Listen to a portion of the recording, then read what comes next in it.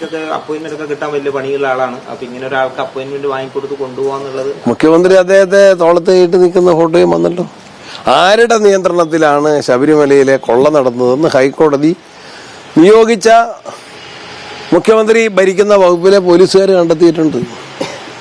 അതിൽ കൂടുതലൊന്നും പറയാനില്ല. രമേശ് ചെന്നിത്തല പറഞ്ഞത് ഉത്തരവാദിത്തം ഉണ്ടോ ശരിക്കും സോണിയാഗാന്ധിന്റെ അടുത്തേക്ക് ഇങ്ങനെ ഒരാളെ കൂട്ടിപ്പോയ നേതാക്കന്മാർ? അന്ന് അദ്ദേഹം ഒരു വിവാദത്തിന്റെ ആളായിരുന്നല്ലോ. അദ്ദേഹത്തെ ശബരിമലയിലെ ഒരു ഔദ്യോഗിക സ്ഥാനം നൽകിയത് LDFന്റെ 2019 ഉത്തരവ് പ്രകാരമാണ്. അത് വ്യക്തമാണ്. അല്ല, ഇങ്ങനെ ഒരാളെ കോൺഗ്രസിന്റെ നേതാക്കൾക്ക് എങ്ങനെയാണ് ബന്ധമെന്നുള്ള ചോദ്യം എപ്പോഴും അവിടെ ബാക്കിയാണല്ലോ. അതെ ഉത്തരവാദിത്തം ഏൽപ്പിച്ചതാണ് പ്രധാനപ്പെട്ട കാര്യം. അതല്ലേ ഈ കളവിന് അവസരം ഒരുക്കിയത് അങ്ങനെയാണല്ലോ. അല്ല, ഈ ബന്ധം എന്തായാലും ചർച്ചയാവേണ്ട പ്രശ്നമുണ്ട്. അത് നമ്മളിപ്പോ ഓരോരുത്തരെയും നമ്മൾക്ക് പരിചയപ്പെടുന്നത് അവരുടെ മുഴുവൻ ആന്റിസിഡൻസും പരിശോധിച്ചിട്ടല്ല. ചിലപ്പം ചില ആളുകൾ പരിചയപ്പെടും. എല്ലാവരെയും പരിചയപ്പെടും. ജനപ്രതിനിധികളും രാഷ്ട്രീയ നേതാക്കന്മാരും പലരെയും പരിചയപ്പെടും. അവരുമായിട്ട് നേതാക്കളാണ്.